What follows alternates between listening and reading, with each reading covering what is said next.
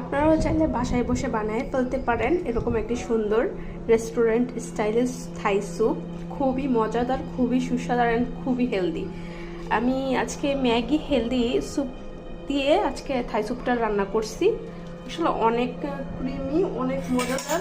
আপনারা দেখতেছেন কালারটাও কত সুন্দর আসছে। এই দেখুন, একদম ক্রিমি, এটা একদম ক্রিমি।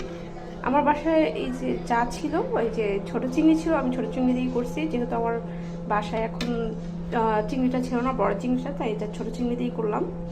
আর সাথে আছে এখানে আমার প্রিয় ভিনেগার সস, একটু নিচিলি মানে যে কাঁচামরিচ দিয়ে এটাকে আমি ইয়ে করছি। আর সামান্য পরিমাণ আপনার ভিনেগার, সাথে একটু পানি মিক্স করে এই সসটা তৈরি হয়ে যায়। আর এটা দিয়ে খেতে অনেক মজা, আমি এটা খুবই পছন্দ করি। আপনারা ট্রাই করে দেখতে পারেন। আর সাথে যদি ধনেপাতা থাকে তাহলে ওইটা দিয়েও টেস্ট করতে পারেন, অসাধারণ লাগবে। এই স্যুপটা আপনারা অবশ্যই ট্রাই করে দেখতে পারেন। আল্লাহ হাফেজ।